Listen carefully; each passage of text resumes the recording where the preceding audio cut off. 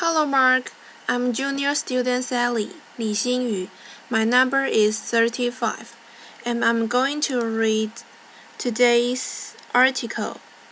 The title is Margaret Heffernan Dare to Disagree.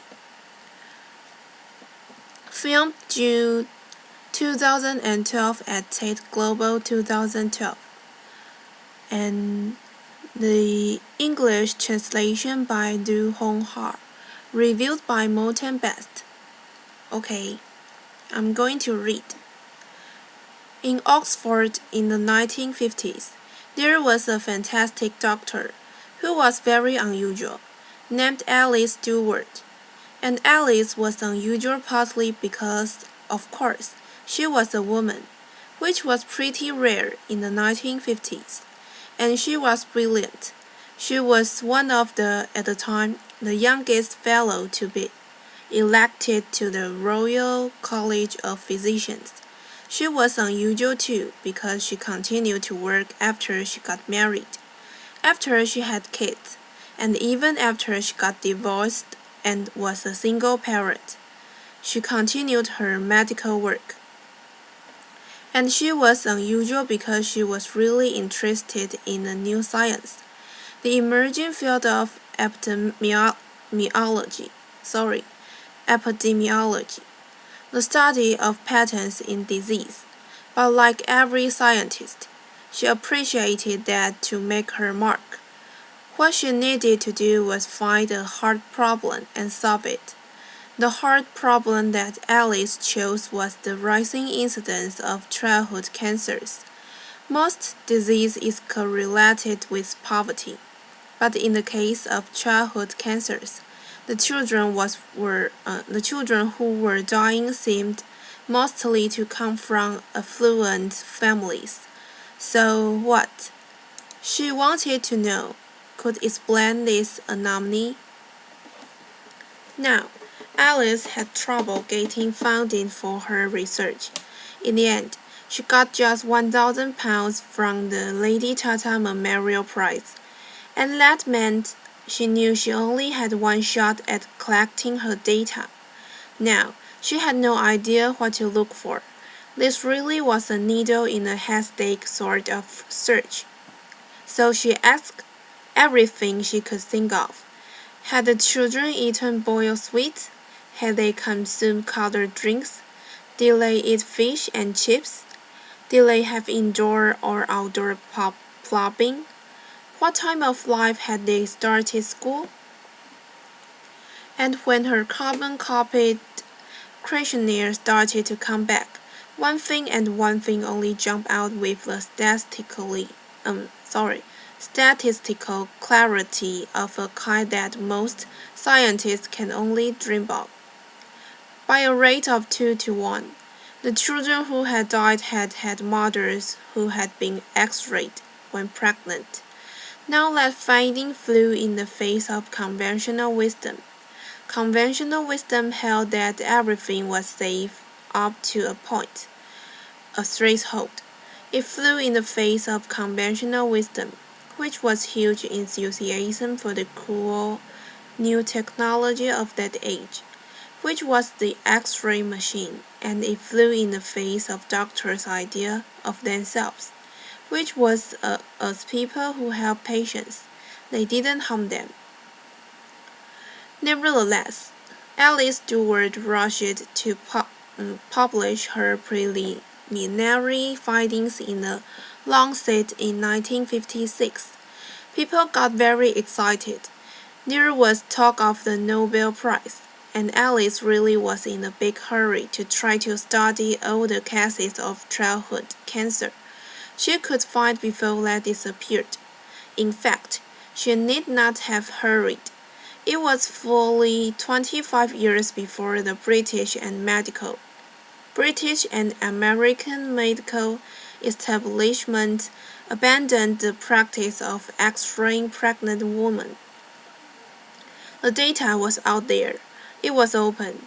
It was freely available, but nobody wanted to know. A child a week was dying, but nothing changed. Openness alone can drive change.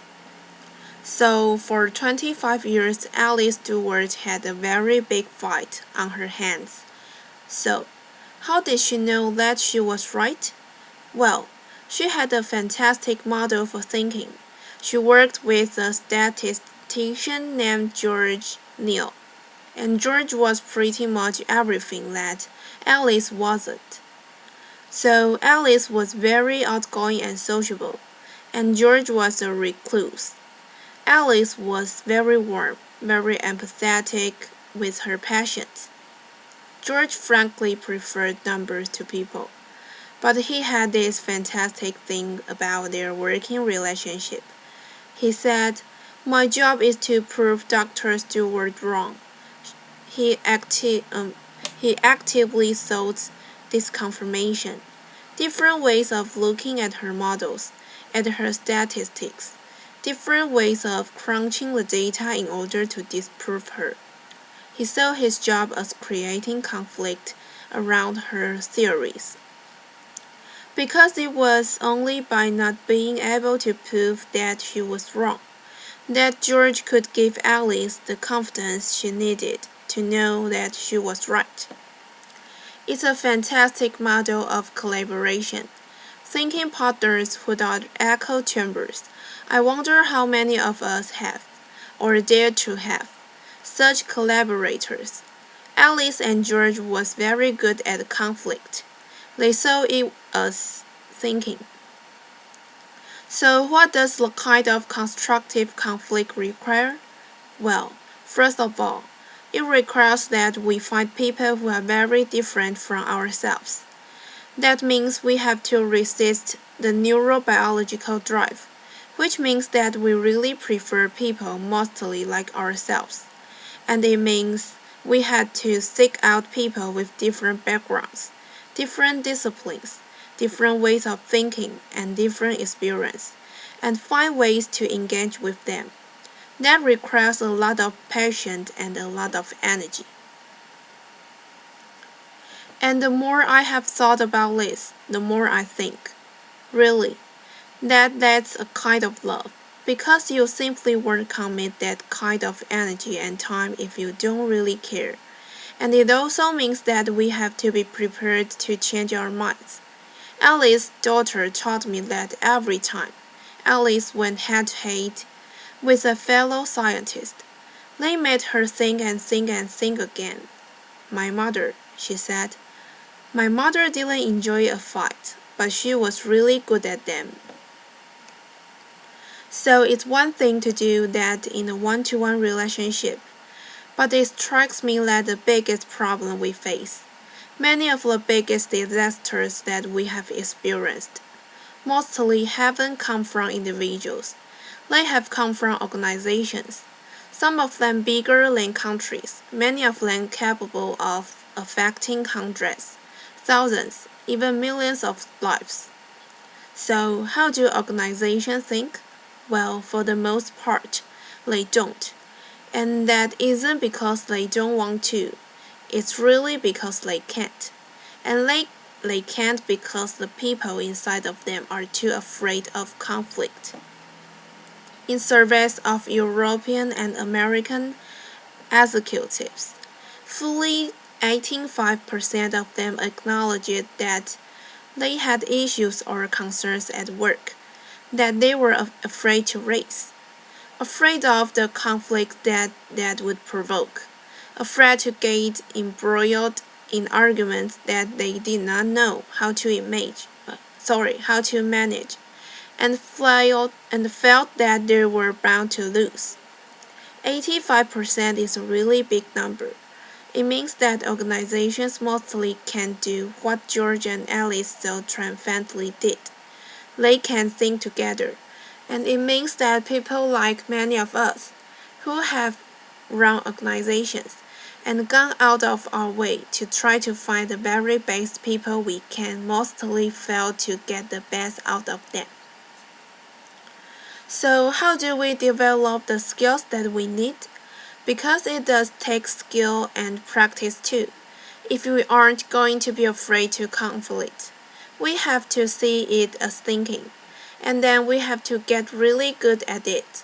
So recently, I worked with an executive named Joe, and Joe worked for a medical device company, and Joe was very worried about the device that he was working on. He thought that it was too complicated, and he thought that its complexity created margins of error that could really hurt people. He was afraid of doing damage to the patients he was trying to help. But when he looked around his organization, nobody else seemed to be at all worried. So he didn't really want to say anything. After all, maybe they knew something he didn't. Maybe he would look stupid, but he kept worrying about it, and he worried about it so much that he got to the point where he thought the only thing he could do was leave a job he loved. In the end, Joe and I found a way for him to raise his concerns, and what happened then is what almost always happens in this situation. It turned out everybody had exactly the same questions and doubts. So now Joe had allies. They could think together. And yes, there was a lot of conflict and debate and argument, but that allowed everyone around the table to be creative, to solve the problem, and to change the device. Joe was what a lot of people might think of as a whistleblower, except that like almost all whistleblowers, he wasn't crank at all. He was passionately devoted to the organization and the higher purposes that organization served, but he had been so afraid of conflict until finally he became more afraid of the silence. And when he dared to speak, he discovered much more inside himself and much more give in the system that he had ever imagined. And his colleagues don't think of him as a crank. They think of him as a leader. So, how do we have these conversations more easily and more often? Well, the University of Delft requires that its PhD students have to submit 5 statements that they're prepared to defend. It doesn't really matter what the statements are about. What matters is that the candidates are willing and able to stand up to authority.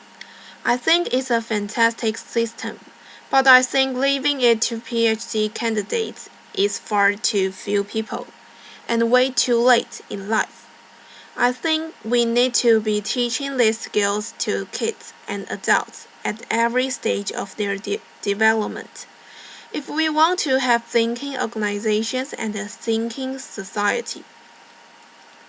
The fact is that most of the biggest catastrophes that we have witnessed really come from information that is secret or hidden.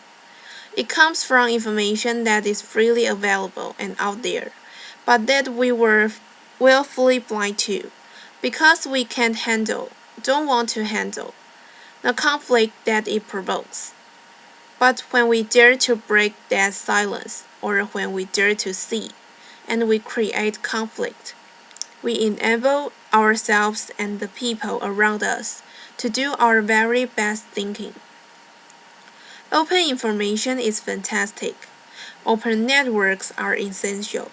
But the truth won't set us free until we develop the skills and the habits and the talent and the moral courage to use it. Openness isn't the end. It's the beginning. Okay, thank you, Mark.